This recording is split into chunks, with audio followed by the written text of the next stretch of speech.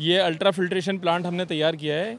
जो सैलाबी पानी वहाँ खड़ा हुआ है उस पानी को ये साफ़ करेगा और पीने और इस्तेमाल के काबिल बनाएगा। ये कैसे चलता है? ये मोटर के ज़रिए चलेगा, मोटर जनरेटर से चलेगी, इससे प्री फिल्ट्रेशन होगी और उसके बाद आगे एक ये कार्बन ब्लॉक लगा हुआ है, इसके अंदर जो बदबू होती है पानी की वो रिमूव होगी।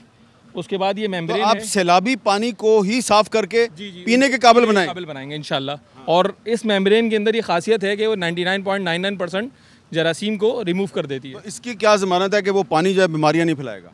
इसके हम बाकायदा टेस्ट रिपोर्ट भी शेयर करेंगे इंशाल्लाह। और ये मेम्ब्रेन की क्वालिटी है कि वो 99.99%। तो ये इस तरह के कितने प्लांट है आपके पास? हमारे पास अभी 10 प्लांट्स हमने बनाने हैं इसके। अच्छा, इसकी वर्किंग कर रहे हैं। तो ये आपने खुद बनाया है या बना बनाया लिया है? नहीं, खुद बनाया हमने। हमारी ये टेक्निकल टीम है अलखदमत की, उसने खुद डेवलप किया है इसको। फरीद अहमद मेरा नाम है। हम यहाँ से जब निकले थे तो हमें कंडियारों के मकाम पर हादसा पेश आया था, जब हमारी अपनी एम्बुलेंस जो है वो खाई में गिरते गिरते बची थी। क्योंकि आपको जैसे पता है कि ये सैलाबी रेलें गुजरने की वजह से सारी सड़कें जो हैं हाईवेज़ की, हम यहाँ से सुपर हाईवे से गए थे, कंडियारों के मकाम पे ये हादसा हुआ था और वो फ़ौरन ही वहाँ पे ट्रक वालों ने फ़ौरन उसको रस्सा वस्सा बांधा है एम्बुलेंस को और उसको खींचना शुरू किया, लेकिन उसका फिर भी फ्रंट का हिस्सा नीचे खाई की तरफ मुड़ गया था। तो हमारे ड्राइवर ने उसको रिवर्स गियर डाल के खींचना शुरू किया, वो निकला है। अच्छा, वहाँ पे बेशुमार लातादाद गाड़ियाँ, क्योंकि कीचड़ था, हमें तो आप यकीन करें इतना इतना कीचड़ है वहाँ पे, ट्रकों के ना, मतलब ट्रकों के टायर उस पर रोल हो रहे हैं, स्लिप हो रहे हैं और लंबी कतारें थी। यानी हम उसके बाद भी 100 किलोमीटर रॉन्ग वे लेकर गए हैं, चूँकि एम्बुलेंस थी हमारे पास, क्योंकि हमें सक्कर पहुंचना था, सकरंड से कंडियारों से सकरंड पहुंचना था और फिर वहाँ से सक्कर।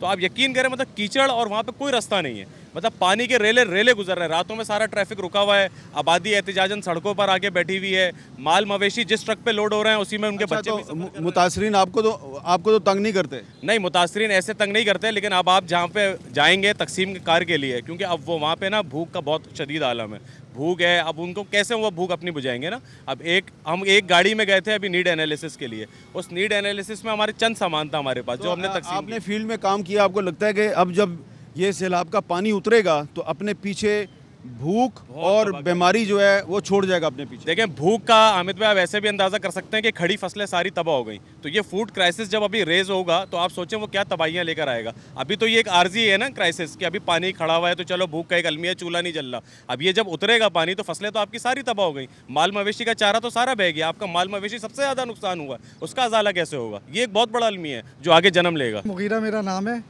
और जब हम सक्खर गए थे तो सक्खर में हमने जो सबसे ज़्यादा देखा वो ये था कि बच्चे भूख से बहुत ज़्यादा बिलख रहे थे।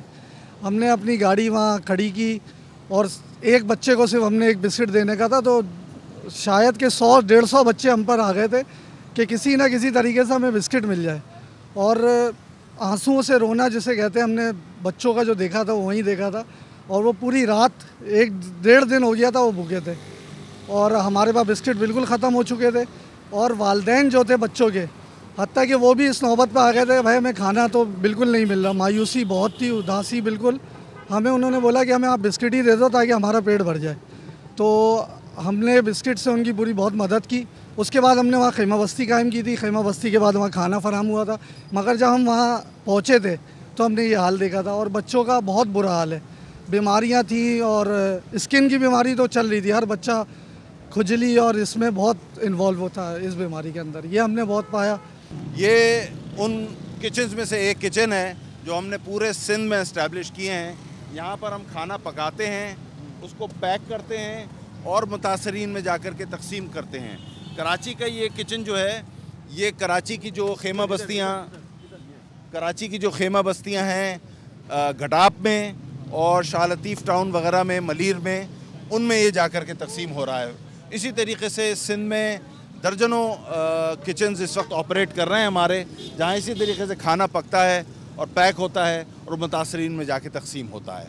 अच्छा, तो ये देखें जी किचन है, यहाँ पे चावल पक रहे हैं और भी चीज़ें पक रही हैं। सामने सामान पड़ा हुआ है और यहाँ पे सामान को पैक करके और पैकेट्स में डाल के तो मुतासरीन तक पहुँचाया जा रहा है।